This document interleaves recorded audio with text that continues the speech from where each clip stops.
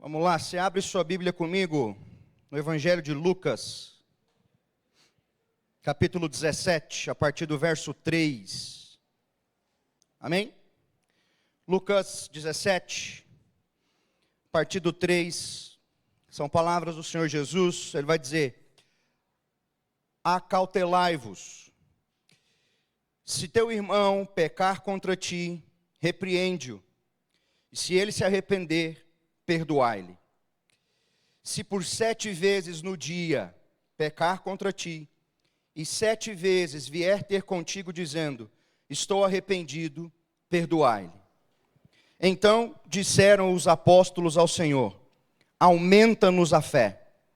Respondeu-lhe o Senhor, se tiverdes fé como um grão de mostarda, direis a esta moreira, arranca-te e transplanta-te no mar, e ela vos obedecerá. Qual de vós, tendo um servo ocupado na lavoura ou em guardar o gado, lhe dirá, quando ele voltar do campo, vem já e põe-te à mesa? E que antes não lhe diga, prepara-me a ceia, cinge-te e serve-me, enquanto eu como e bebo, depois comerás tu e beberás? Porventura terá de agradecer ao servo porque este fez o que lhe havia ordenado? Assim também vós, depois de haverdes feito quanto vos foi ordenado, dizeis, somos servos inúteis, porque fizemos apenas o que devíamos fazer. Amém? Amém. Senhor Jesus, nós te agradecemos por essa palavra, somos gratos ao Senhor por aquilo que o Senhor já derramou nessa noite, já fez sobre nós. E nosso pedido agora, Deus, é que o seu Santo Espírito venha sobre nós, que a sua palavra, Deus, seja manifesta nos nossos corações, que o seu Espírito fale conosco e que, Deus, a sua palavra encontre em nós boa morada, bom lugar, para que ela possa germinar dentro de nós, Deus, e produzir frutos em nós. Nós te agradecemos, Deus, por tudo e te agradecemos pela sua misericórdia, pela sua graça, pelo seu poder sobre nós nessa noite, em nome de Jesus. Amém. Amém. Olha só, nos 2 primeiros versículos que nós lemos, aí os versículos 3 e 4, nós temos Jesus, o Senhor tratando de uma das coisas que são um dos pilares do Evangelho, que é o perdão, o fato de perdoar aquele que nos ofendeu. Então, você vai ver o Senhor falar aí para os discípulos, olha, se alguém vacilar contra você 7 vezes ao dia, e por 7 vezes ao dia esse indivíduo se arrepender e vier a você pedindo o seu perdão, o que você vai fazer? Perdoar. Esse é um dos pilares básicos do Evangelho. O perdão tem que ser dado àquele que é contra nós um ofensor. E se você for em outros lugares, em outros ensinos do Senhor, nós temos, por exemplo, no capítulo 18 de Mateus capítulo 18, um dos discípulos vai perguntar, até quantas vezes a gente precisa perdoar o nosso ofensor? E Jesus vai dizer, 70 vezes 7. É óbvio que nesses 2 textos, os números não são literais. O Senhor não está dizendo, olha, você vai perdoar aí 7 vezes por dia, porque 8 já é brincadeira, você não tem que perdoar 8, é só 7. Não é isso, o número não é literal. Né? Nos 2 textos, tanto em Lucas 17 quanto aqui em Mateus 18, né? no texto dos 70 vezes 7, o Senhor está ensinando que todas as vezes que um ofensor vier arrependido e pedir o seu perdão, você vai perdoar esse ofensor. Amém? Só que a coisa vai mais fundo. Se você for na oração do Pai Nosso, Mateus capítulo 6, vai ter um pedaço ali, né? Ali é um momento que os discípulos vão dizer, Senhor, ensina-nos a orar, e o Senhor vai ali fazer o que nós chamamos de oração do Pai Nosso. Vai ter um pedaço dela que vai ser assim, perdoai as nossas ofensas, assim como nós perdoamos a quem nos tem ofendido. E muitas vezes a gente fala essas coisas sem ter noção do que nós estamos dizendo. Mas o que nós estamos dizendo é o seguinte, Jesus, Senhor, na mesma medida que eu perdoo os outros, me perdoe. Assim como nós perdoamos a quem nos tem ofendido. Ou seja, na mesma medida que eu libero perdão, me perdoe. E logo quando termina a oração do Pai Nosso, nos versos 14 e 15 de Mateus capítulo 6, nós temos o Senhor dizendo o seguinte, Mateus capítulo 6, verso 14, vai dizer: porque se perdoarem aos outros as ofensas deles, também o Pai de vocês que está no céu perdoará vocês. Se porém não perdoarem aos outros as ofensas deles, também o Pai de vocês não perdoará as ofensas de vocês. Ou seja, agora a coisa ainda foi para outro patamar, que é o perdão de Deus sendo aí colocado a partir do perdão que eu ofereço ao outro. Se eu perdoar o outro, então eu serei perdoado.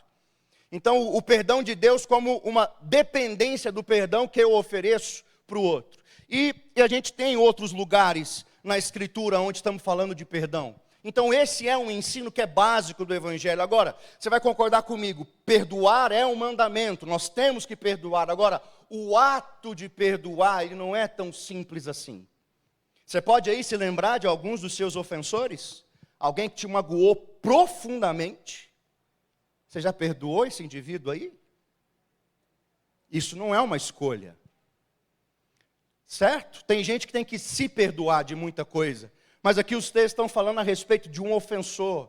Nós precisamos perdoar. Ou seja, existe esse mandamento, mas fazer isso não é uma coisa tão fácil. Liberar perdão, estando ofendido, não é uma coisa tão fácil. Então, se você voltar lá em Lucas 17... você vai ver que é diante disso, diante dessa dificuldade, diante do que é o perdão, e sabendo disso, no verso 5 de Lucas 17, os apóstolos vão dizer: Senhor, então, aumenta a nossa fé. O que eles estão dizendo para Jesus? O que o Senhor está pedindo é muito complicado, e o Senhor sabe disso. Perdoar as pessoas, perdoar um ofensor, isso é muito difícil. Então, Senhor, por favor, aumenta a nossa fé. Nós não temos fé suficiente para fazer isso daí que o Senhor está pedindo. Essa foi a fala dos discípulos para Jesus. E é óbvio que o pedido feito é diante da dificuldade do que Jesus está ensinando. Mas o termo aumenta a nossa fé. Se você for olhar no original esse termo, essa palavra, ela vai significar literalmente colocar mais. É uma perspectiva quantitativa de fé. É como se ele estivesse dizendo assim para Jesus: Jesus, para fazer o que o Senhor está pedindo, nós vamos precisar de uns 5.000 de fé. E nós só temos 1.000. Então, por favor, aumenta a fé, para que a gente consiga fazer o que o Senhor está pedindo. É uma visão quantitativa da fé. Essa foi a percepção que os apóstolos tiveram a respeito daquilo que Jesus estava propondo para eles. Olha, nós vamos precisar de mais fé, o Senhor vai precisar depositar mais fé em nós. E aí, diante desse pedido dos discípulos, aumenta a nossa fé, o Senhor dá uma resposta para eles, que é dividida em duas partes. A primeira parte está no verso 6, que vai ser o foco daquilo que nós vamos conversar hoje. E a segunda parte está aí dos versos 7 a 10. Na primeira parte é onde ele faz a comparação. Olha, se vocês tivessem fé, como um grão de mostarda, vocês iam dizer à amoreira: sai daqui, transplante-se, jogue-se no mar, e ela obedeceria. Esse vai ser o foco daquilo que nós vamos conversar. Mas a resposta de Jesus tem uma segunda parte, que está aí entre os versos 7 e 10.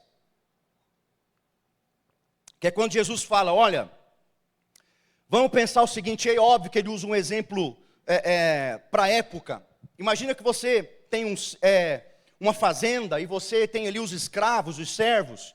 E esses escravos estão trabalhando o dia todo, seja na lavoura, seja com o gado, eles estão o dia inteiro trabalhando. Qual é o servo, qual é o senhor, que no fim do dia vai chamar os servos e dizer: pronto, acabou o trabalho, beleza, agora vem, senta na mesa comigo, vamos comer. Não tem ninguém que faz isso. O que é o comum de acontecer? Que mesmo que os servos estejam cansados, eles venham do trabalho e o senhor deles vai dizer: ok, agora se lavem e preparem para mim a comida, preparem para mim o banquete, eu vou comer e depois vocês vão comer. E ele está focando na dificuldade que seria para os servos fazerem isso. É uma coisa muito difícil, Mas eles vão fazer porque eles são escravos, eles são servos. E aí ele vai dizer, da mesma forma, vocês. Eu tenho que dar algum prêmio para um escravo para ele fazer o que foi pedido para ele fazer? Trocando em miúdos, Jesus está dizendo o seguinte: eu não preciso dar mais fé para vocês fazerem o que eu mandei. Eu mandei perdoar, é para perdoar. Eita, entendeu a resposta? Foi no rim, né? Vocês não precisam de mais fé para fazer o que eu estou mandando. Eu estou mandando perdoar. Perdoa, beleza? Ou seja, ele está se pondo aí na posição de Senhor e nós como os seus escravos, aleluia. Só que tem a primeira parte da resposta. Na primeira parte da resposta, ele faz um comparativo. Se vocês tivessem uma fé que fosse como um grão de mostarda, vocês fariam coisas que são muito difíceis. Ele usa a amoreira aqui, ó, você ia pedir para uma amoreira sair daqui, se transplantar e ir para o mar e ela obedeceria. Ele usa esse exemplo porque a amoreira é uma árvore que tem raízes muito profundas, é difícil de ser arrancada do lugar. Então ele está falando, ó, se vocês tivessem uma fé como um grão de mostarda, vocês iam fazer coisas que são muito difíceis, que são muito complicadas de serem feitas. E aqui é importante a gente entender, porque Jesus não está validando a fé pequena. Ele não está dizendo, porque o grão de mostarda é muito pequenininho. Ele não está validando a fé pequena, dizendo, olha, se vocês tivessem uma fé que fosse pelo menos do tamanhozinho de um grão de mostarda, pequenininha, já estava bom, já estava valendo. Vocês já iam fazer muitas coisas legais, já iam fazer muita coisa impossível. Nem essa fé vocês têm. E essa, vocês vão concordar, é a maior parte do tempo. Essa é a leitura que é feita desse texto. E aí a gente, quantas vezes já falou, poxa, minha fé não está nem do tamanhozinho do grão de mostarda, porque não está dando para fazer nada. Um comparativo com o tamanho da semente. Mas Jesus não está aqui validando a fé pequena. Olha, se fosse uma fé pequenininha, pelo menos como um grãozinho de mostarda, já estava valendo. Não, não é isso, porque tem outros textos em que ele vai falar justamente contra a fé pequena. Se você for em Mateus capítulo 17, nós lemos Lucas 17, mas em Mateus capítulo 17, tem um momento que um pai de um menino chega com o seu filho endemoniado. E aí ele pede para os discípulos expulsarem o demônio, os discípulos não conseguem expulsar o demônio, Jesus é que faz esse trabalho. E aí no verso 19 de Mateus 17... nós vamos ler o seguinte: então os discípulos, aproximando-se de Jesus, perguntaram em particular, por que motivo nós não podemos expulsá-lo? Verso 20, e ele lhes respondeu, por causa da pequenez da vossa fé. Ou seja, a fé que vocês têm é muito pequena, não deu para fazer o trabalho. Ou seja, ele não pode então, em outro momento, validar uma fé pequena. E aí ele continua, é um outro contexto, onde Jesus fala algo bem parecido. Pois em verdade vos digo, que se tiverdes fé como um grão de mostarda, direis a este monte, passa daqui e vai para acolá, e ele passará, nada vos será impossível. Então ele usa mais uma vez o comparativo da fé com o grão de mostarda. Só que a questão aqui é que esse como, essa palavra que está fazendo o comparativo da fé com o grão de mostarda, não é o como comparado à aparência da semente. De fato, a semente do grão de mostarda é muito pequena. Mas não é um comparativo com a aparência da semente. É um comparativo quanto à essência da semente. Não é uma visão quantitativa de fé, como os apóstolos tinham, mas é uma visão qualitativa da fé. A semente da mostarda, muito pequenininha, mas quando você planta, ela vai crescer e se tornar uma grande árvore, uma árvore frondosa. Então a grande questão não é ter fé como se a fé fosse uma moeda, como se eu dissesse, olha, eu estou com um grãozinho de mostarda, minha fé deu uma aumentada, agora eu tenho 7 grãozinhos de mostarda, olha que legal, agora eu tenho um saco de grãozinho de mostarda. Não é isso, não é quantitativo, é qualitativo, é aquilo que você planta, e esse negócio tem que nascer, e tem que se desenvolver, e tem que crescer e ficar então grande. Então nós estamos falando de uma fé que se desenvolve, uma fé que cresce, uma fé que vai aumentando. É isso que ele está falando com esses discípulos. Inclusive, em Mateus capítulo 13, se você for lá comigo, verso 31. Mateus 13, 31, o Senhor usa isso. esse exemplo. Outra parábola lhes propôs, dizendo: o reino dos céus é semelhante a um grão de mostarda, que um homem tomou e plantou no seu campo, o qual, na verdade, é a menor de todas as sementes, e crescida, a maior de todas as hortaliças, e se faz árvore, de modo que as aves do céu venham aninhar-se em seus ramos. Ou seja, a qualidade do grão é que está em questão, e não o tamanho dele. Então, quando ele diz, se vocês tivessem fé como um grão de mostarda, a ideia é ter uma fé na qualidade ou na essência do grão de mostarda. Ou seja, nós precisamos de uma fé que se desenvolve, de uma fé que cresce, de uma fé que vai amadurecendo ao longo da jornada. E não pensar na fé como se ela fosse um depósito feito pelo Senhor na nossa conta, mas algo que tem que se desenvolver ao longo da nossa jornada. E aí, então, diante de coisas complicadas, como, por exemplo, liberar o perdão ao nosso ofensor, se a fé se desenvolve, então nós conseguiremos fazer essas coisas. Nós vamos entender da perspectiva do Evangelho e vamos conseguir perdoar o nosso ofensor. Nós vamos entender as coisas e passar a enxergá-las da perspectiva do Evangelho, então nós vamos expulsar os demônios, curar os doentes, dependendo da fé que se desenvolve. Amém? Você me entendeu até aqui? Então vamos lá, primeiro passo, primeira coisa, primeiro ponto para uma fé que se desenvolve. Número 1, como então, já entendi, não estamos falando de quantidade, estamos falando de qualidade. A minha fé então ela precisa se desenvolver, ela precisa crescer. Como? Como eu vou fazer isso? Primeira coisa, número 1, o conhecimento de Deus, ele é o caminho para o desenvolvimento da fé. Nós não podíamos falar de fé sem ir no texto de Hebreus 11, capítulo 11 de Hebreus, verso 1. Vai lá comigo, Hebreus 11, 1. Hebreus 11, 1. O Hebreus capítulo 11 é o capítulo da Bíblia da fé. E aí você vai ver lá a definição de fé em Hebreus 11. Ora, a fé é a certeza de coisas que se esperam e a convicção de fatos que não se veem.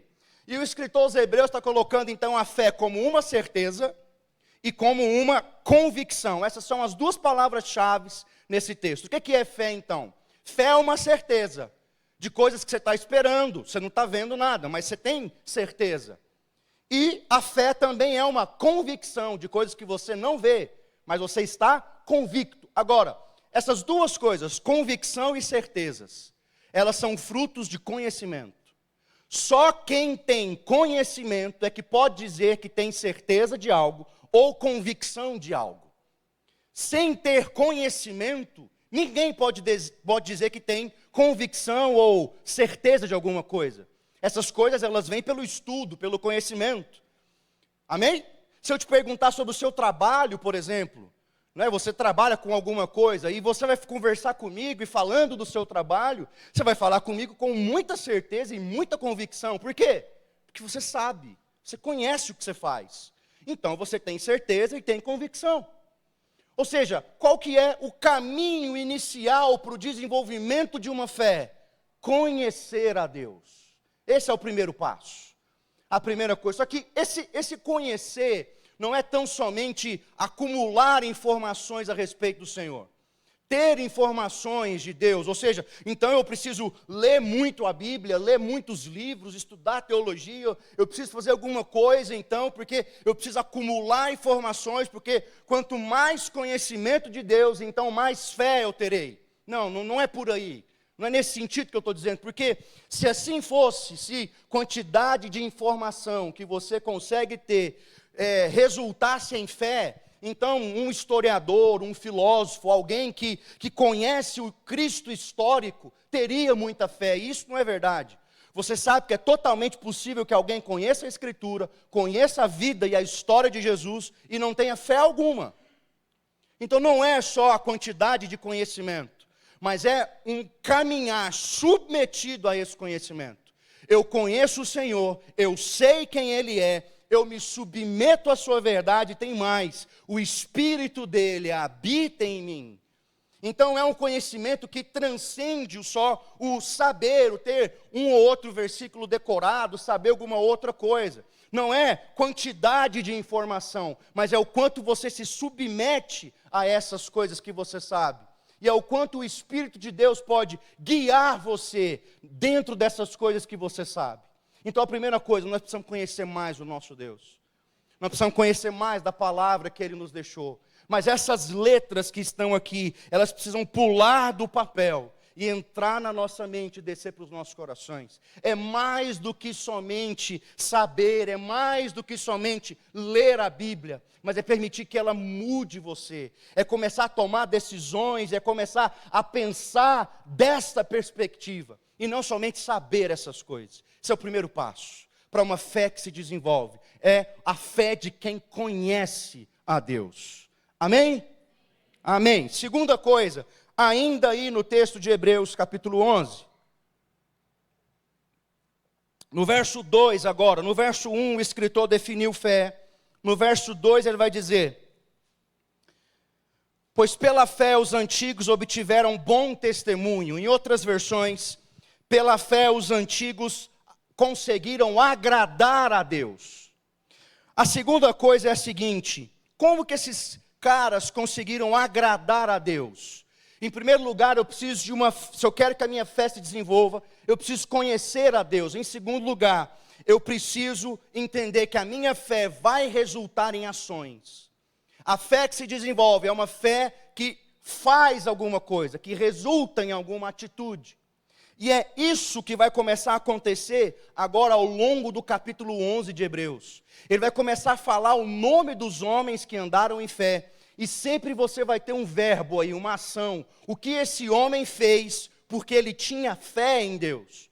Ou seja, ele tinha uma certeza, ele tinha uma convicção, ele conhecia aquele Deus, mas isso não ficou só nesse ponto. Por isso ele fez alguma coisa. A fé que se desenvolve, a fé madura, ela exige uma atitude. Você vai ver comigo, Hebreus capítulo 11, verso 4. Pela fé, Abel ofereceu um sacrifício.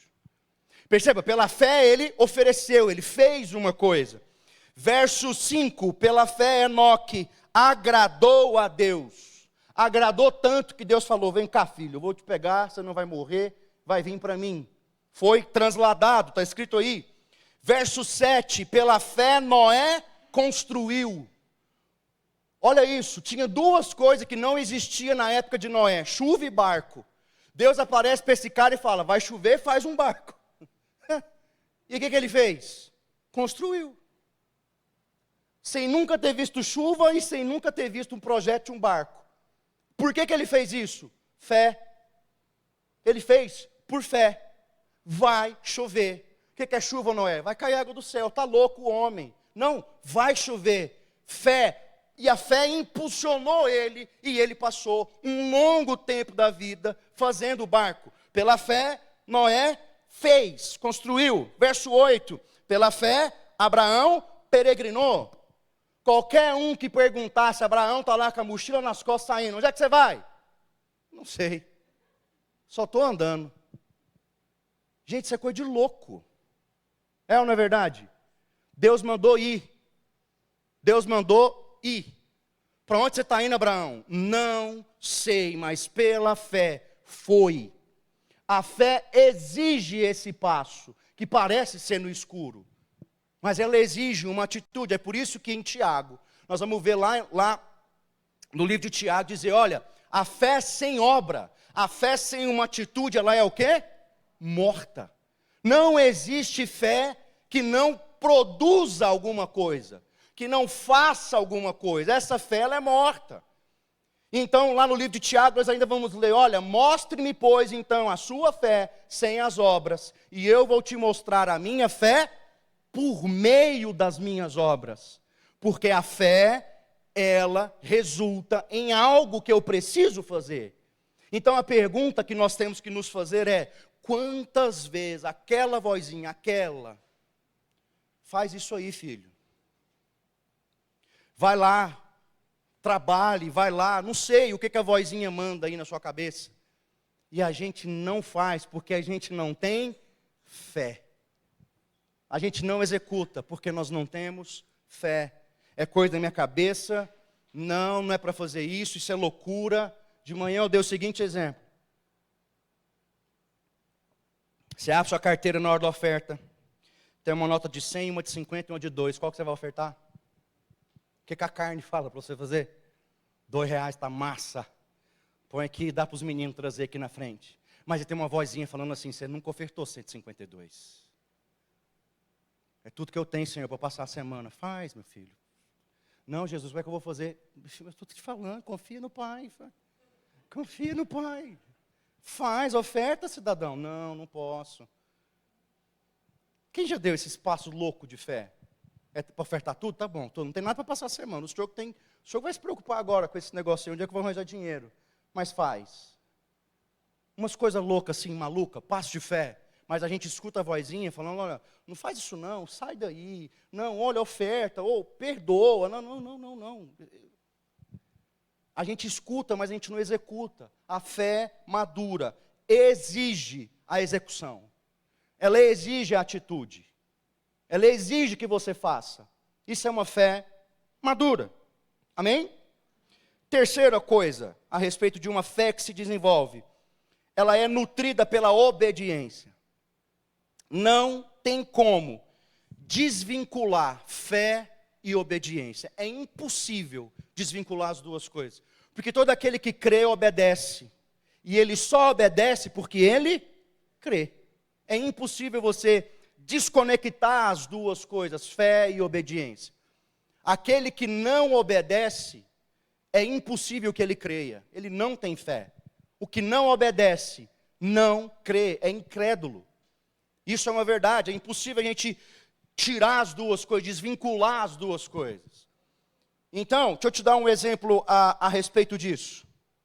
Se você for parar para pensar, Jesus morreu e ressuscitou bem no domingo de Páscoa.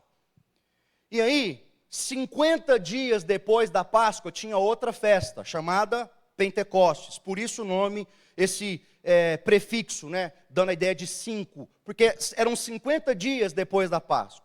Mas na hora que Jesus ressuscita, ele passa quanto tempo ali com os apóstolos e com os irmãos? 40.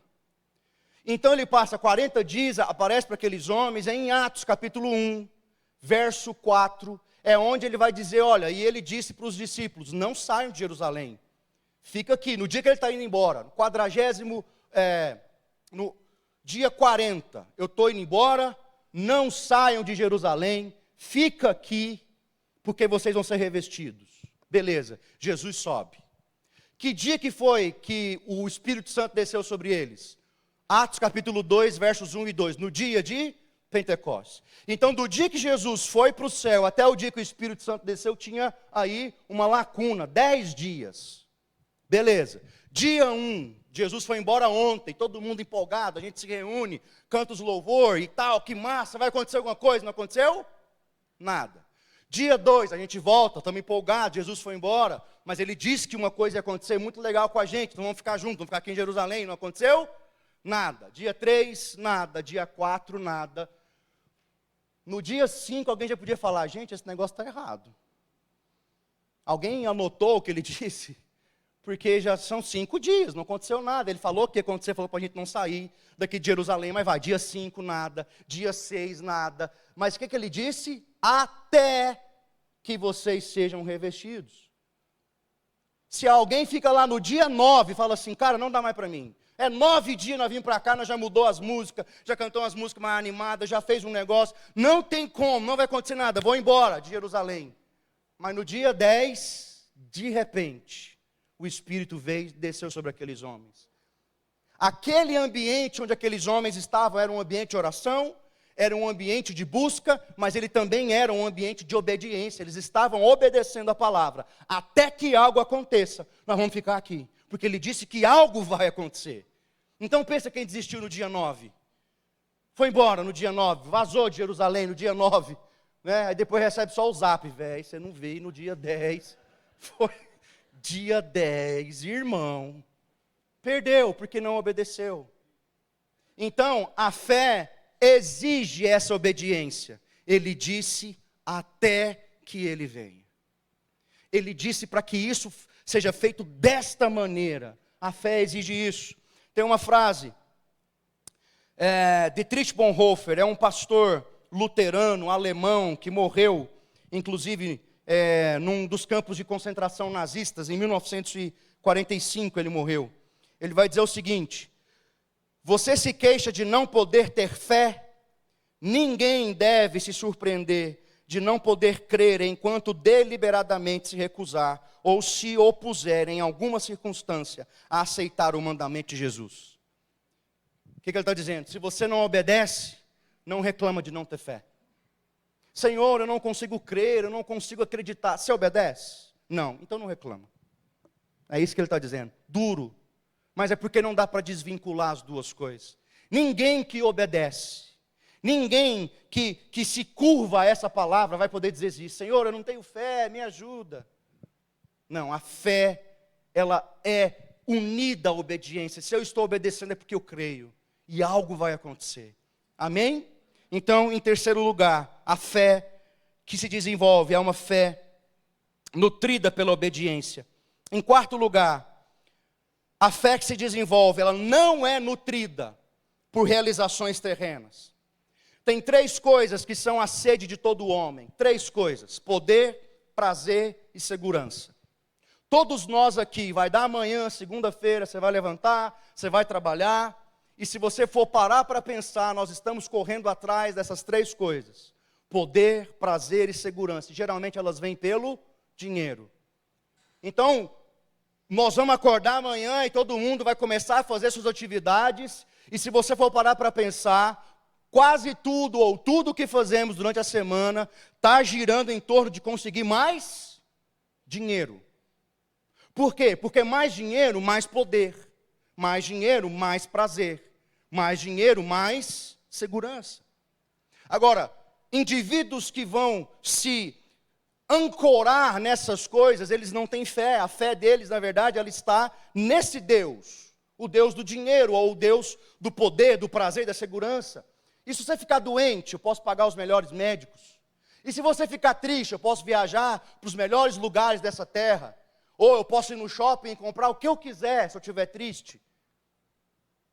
E se você precisar de alguma coisa, eu tenho muito dinheiro, eu tenho influência. Eu consigo estar sentado com pessoas muito importantes porque eu tenho dinheiro, poder, prazer e segurança. Qualquer indivíduo ancorado nessas coisas não tem fé. Percebe que eu estou dizendo que o problema não é ter o dinheiro, amém? Aleluia. Você quer ser rico? Eu quero, aleluia. Amém? Unção dos milionários, amém? Pois ergue sua mão, recebe aí. Aleluia. Só quem ergueu a mão vai ganhar. Né? Mas deixa eu te dizer uma coisa. Nunca ter o coração ancorado nessas coisas. Porque por mais que você um dia consiga ser milionário, bilionário, o coração não pode estar ancorado. O seu prazer, poder e segurança não podem estar nisso. Sabe por quê? Porque um belo de um dia, o autor desse negócio chamado mundo vai se apresentar. Vai dizer: cheguei, galera. E aí o seu dinheiro vai servir de quê diante do autor da vida? Não vai adiantar de nada. Quanto dinheiro você tem, quanto poder você tem. Porque na verdade todo joelho se dobrará. Dos mais fracos aos mais poderosos dessa terra. Todo joelho se dobrará diante do Cordeiro furioso de Deus. Então não vai adiantar o dinheiro. Irmão, as nossas contas bancárias, o quanto de prazer e poder nós temos, nada disso empolga Jesus. Jesus não fica empolgado com essas coisas. Mas um coração contrito, arrependido, cheio de fé e de esperança, essas coisas empolgam o coração de Deus. É com o contrito que Ele está, e não com o rico abastardo. Amém? Entendeu que o problema não é ter dinheiro, né? Aleluia. O negócio é ter fé. Amém? Quinto ponto. Uma fé que se desenvolve, ela está sempre firmada na palavra de Deus. Sempre no que Deus disse. Você vai lembrar de uma das partes, um dos textos mais famosos da Bíblia, que é quando os discípulos estão no barco, vem uma tempestade muito forte. E eles ficam muito preocupados, e Jesus está fazendo o quê? Dormindo no barco. E aí eles vão acordar Jesus desesperados, não te importa que pereçamos, e Jesus fica meio bravo, porque quem acorda tranquilo? Né? Ele acorda e fala: oh, raça de víboras, tá bom, acalma aí, mar, estava bravo porque estava dormindo. mas ele acorda, dá um jeito na tempestade, fala para os homens que eles têm pouca fé. Mas eu quero que você foque em um detalhe desse texto, está em Mateus capítulo 8. Eu quero que você foque no verso 18, Mateus capítulo 8, 18, que é antes deles entrarem no barco. Olha lá, vendo Jesus muita gente ao seu redor, ordenou que passassem para outra margem. Então você concorda que ele chegou nos discípulos e falou assim: galera, vamos para o barco, porque nós vamos para o outro lado. Beleza? Bora. Então eles entraram no barco. Aí Jesus dorme e a tempestade começou. E aí que eles acordam o Senhor, mas ninguém naquele barco parou para pensar e falou assim: gente, peraí, eu sei que a tempestade está feia, o negócio está complicado, mas ele disse que nós íamos chegar do outro lado. Então se ele disse, não interessa. Nós vamos chegar do outro lado, vamos ficar tranquilos, vamos fazer o que cabe a nós. Vamos cuidar do barco, vamos prestar atenção, mas ele falou, vamos chegar do outro lado, vamos para outra margem. Então não interessa o que vai acontecer, nós vamos chegar na outra margem. Essa é uma fé que se desenvolve. O que Jesus falou? Ele falou que nós vamos para o outro lado. Então pronto, nós vamos para o outro lado. Mas olha o vento, nossa, apareceu um monstro marinho, não interessa. Nós vamos para o outro lado. Por quê? Porque ele disse. Essa é uma fé firmada na palavra, uma fé que se desenvolve. Amém? Tem mais um ponto em sexto lugar, mas fica em pé já, para a gente caminhar para encerrar. Em sexto lugar, eu quero ainda usar a mesma história dos discípulos no barco. E eu quero que você pense comigo ainda, eles estão lá e a tempestade está forte, e eu não duvido que aquela tempestade era de fato muito forte, porque se você parar para pensar comigo, alguns daqueles homens eram pescadores, ou seja, eles eram homens do mar, e eles estavam com medo da tempestade. Então, certamente ela era de fato alguma coisa muito forte, uma coisa fora da curva. Talvez uma tempestade que, mesmo com a experiência do mar, aqueles homens nunca tinham visto algo daquele jeito, talvez. E eles estavam lá, e a frase deles para Jesus é: não te importa que pereçamos, ou seja, o Senhor não está preocupado conosco. Essa frase, ela é a voz do medo. É a voz do medo. Eu queria que você começasse a pensar quantas vezes no nosso cotidiano nós não damos voz ao medo, nós não damos voz à incredulidade, nós não damos voz à angústia, nós não damos voz às feridas do nosso coração, dizendo coisas semelhantes a essa, dizendo: olha, não vai dar certo, não vou conseguir, não vou perdoar porque você não sabe o que ele me fez. Quantas vezes nós damos vozes, nós abrimos os nossos lábios para dar voz a essas coisas que são ruins. Então eu queria convidar você a fazer o processo inverso. Eu não estou pregando um evangelho triunfalista, que você tem que ficar falando as coisas, mesmo diante de situações ruins, evitando a situação ruim e falando sempre algo positivo, porque vai dar certo. Não é isso. Eu estou só pedindo para você trocar, para você e eu, vamos trocar. Em vez de emprestar os nossos lábios para o medo, para o rancor e para as angústias, vamos emprestar os nossos lábios à fé. Então, diante de algo complicado, diante de uma circunstância complicada, diante de uma tempestade complicada, em vez de emprestar os lábios e dizer: não vai dar certo, não consigo, isso nunca muda, ela nunca muda, ele nunca muda, isso não vai dar certo. Em vez de emprestarmos os lábios à incredulidade, vamos emprestar os lábios à fé. Vamos abrir a boca e começar a colocar para fora a palavra. Vamos começar a dizer aquilo que são verdades na Escritura. Está a maior tempestade, está muito complicado. E aí você vai começar a olhar para a tempestade, olhar para tudo que está ao seu redor e vai dizer: os que confiam no Senhor são como montes de Sião, eles não se abalam. Aleluia!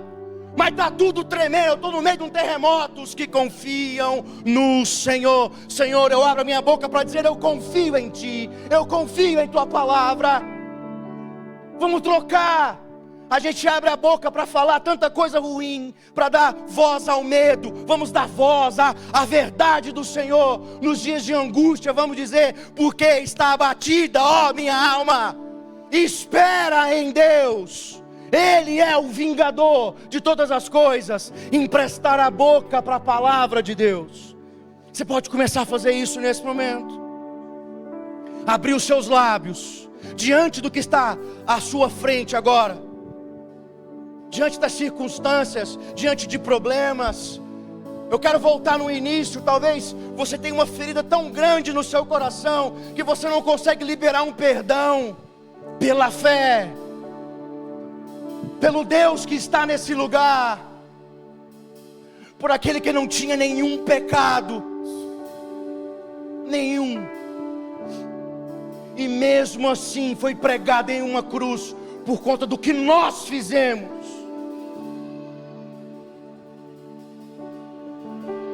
Nós conseguimos. Você pode começar a orar e se sentir fortalecido.